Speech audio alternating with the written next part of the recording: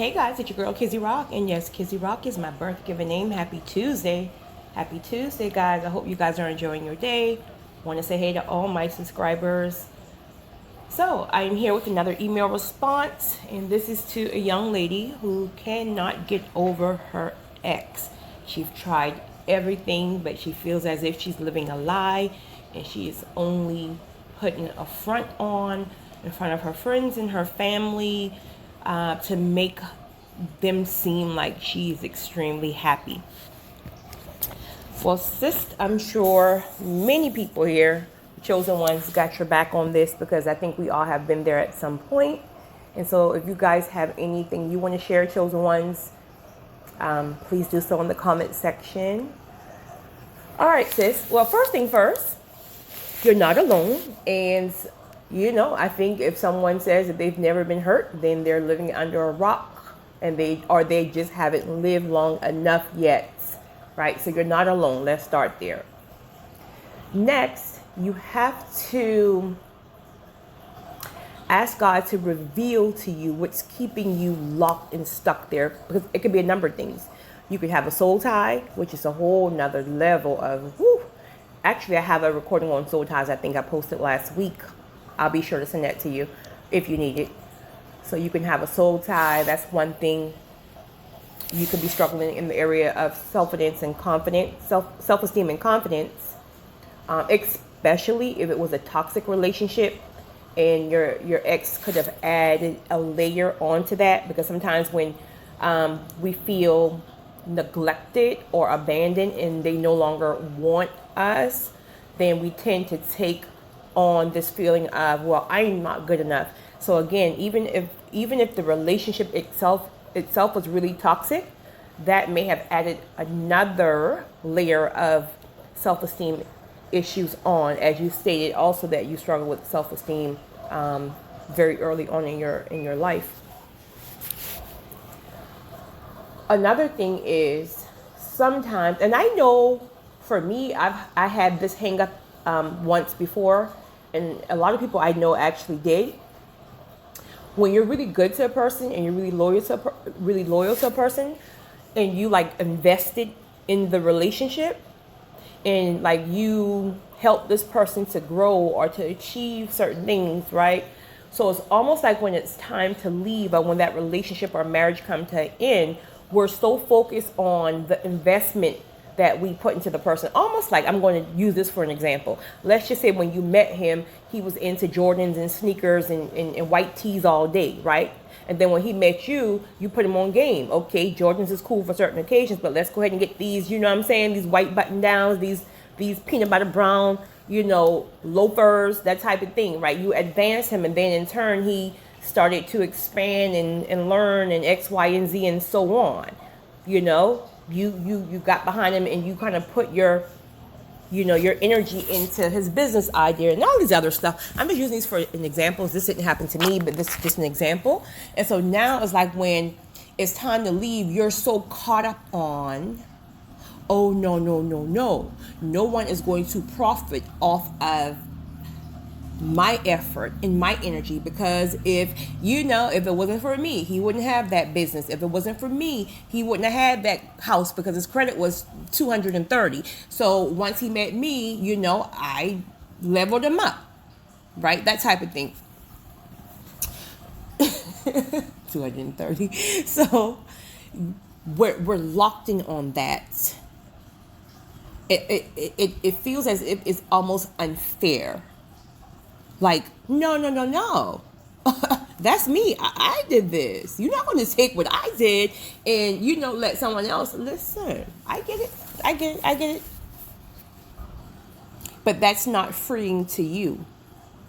One thing I've learned a very, very long time ago is that when we do things from our heart, meaning you have the right intentions by it, meaning like you cared for him, you wanted to, help the person you love, and we're not looking for anything in return, that is when God comes in and bless you abundantly.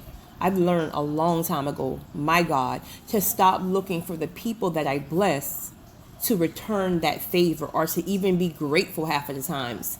But when I sit back and look at the track record of how God works, and when I bless people, He blesses me.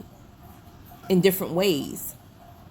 So don't be so caught up on what you did for him, especially if it was genuine. But I know what you're saying, and I know exactly what you're feeling.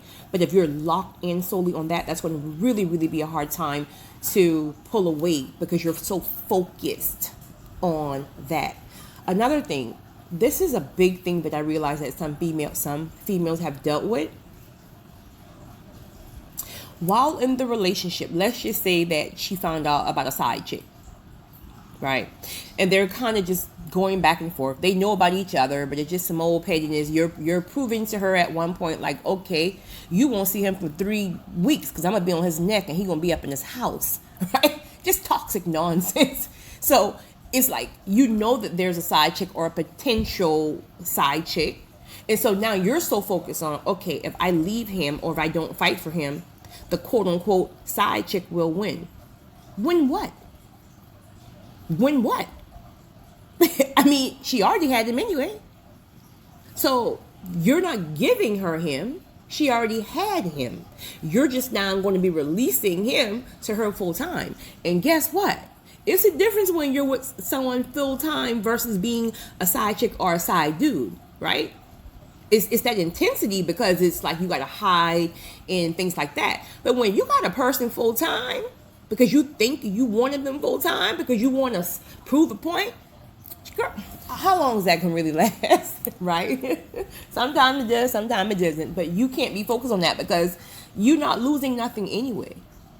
He was already there, creeping. That's just an example. But ultimately, and I say this for last, because this is how it was revealed to me in my own personal life years ago, is when you don't know the direction that God is taking you, meaning you're still just doing your own thing, right? You're still with this crazy dude or this crazy woman, and y'all just kind of toxic, and you're just consumed by this relationship or consumed by your own works in God's will, purpose, calling. None of that stuff is even in the picture or in the forefront. When the relationship is completely over and you're healing, or even completely healed, or in your process of healing, I should say, your process of healing, if you stay tapped into the spiritual realm, God will start to give you a glimpse of where he wants to take you. He will start to show you things in visions.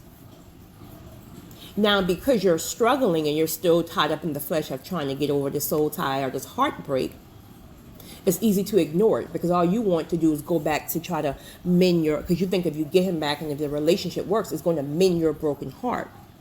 So even when God starts showing you things like, hey, I have something better. I have this for you. I have this already. And you're going to kind of just. But if you decide to get in alignment just by taking the first step, even when you don't feel great, take the first step, and you keep moving and you keep moving and you keep moving, it will all make sense on why that relationship had to end. In fact, it's going to make sense on why a lot of relationships had to end, not just romantic. And when you start to keep walking along this path, and again, it's not an immediate thing. It's about getting into alignment and allowing God to move you at his pace. But once you start to move and you start to get revelation on what it is God have designed specifically for you in this season, once you arrive or get close to that area, you're going to almost be so grateful and thankful that God ended that relationship. Because you would have missed so many blessings that God has for you if that relationship didn't end it. So at some point, I'm there now. At some point, you can look at your exes, or you can think about your ex, and it's just like there's no malice, no hard feelings. In all honesty, like you can pray for them and just truly want the best for them, because you fully come into the revelation on how these people could have held you up from your blessings. right? Also, another thing, I should have mentioned this earlier. Make sure you are not so laser focused on what they did, because that also allows you to miss what you did or what you could have did differently. So let's say, for example, he cheated the first time, second time, and I'm just using this for an example, and he came home crying every time when he got caught, said you wouldn't do it again, but you keep taking him back, you keep taking him back, keep taking him back. Well, you may be so caught up on the fact that he cheated, he's the wrong one, so why am I the one here hurting? He should be hurting, and he should be doing this, and he should be doing this. All right, yeah, he cheated all these times, but you took him back. So you have to also take responsibility. So sometimes we want to focus on the fact that I didn't do anything, and maybe you didn't cheat, but you put up with that behavior. So you sponsored his behavior. So take from the relationship what you could have done differently, and then you apply it to the next. So I'm not that person who would ever just sit down and bash people exes and even my exes. I would never do that without taking accountability for what I could have done different, what I allow, all that stuff, because that helps with the healing process. You're not so focused on them and their flaws, because then you're lying, telling yourself, well, I'm perfect, and then that hurts more. No, what could you have done differently? Were you perfect? I know I wasn't, honey, because this mouth, Your girl was good now, though. But this mouth, honey, Lord. But, so sis, I encourage you, because, again, when I read through emails, I can tell where your spirit is at, like through the words and the temperament of the email.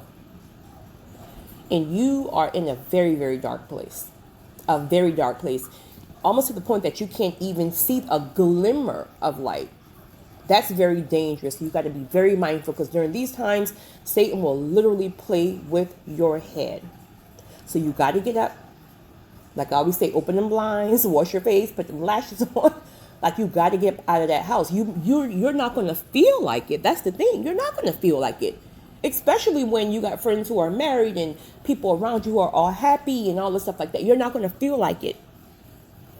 You're going to just be in a slump of depression and just, I don't even want to leave home. You got to. You have to. It's a must. Just take the first step. You have to be intentional. Take the first step. And when you do, you're going to feel that grace that will just come behind you and keep pushing you inch by inch and inch by inch. Be very mindful who you're listening to during these times. You got to find people who can pour into you. If you're someone like many of us who don't know how to ask for help or don't like to ask for help, you're going to have to really, really work on that during this time. So, yeah. So, chosen ones, if you feel up to it, please give her some love in the comment section, because I'm sure some of you guys have been hurt to your core at some point in your life.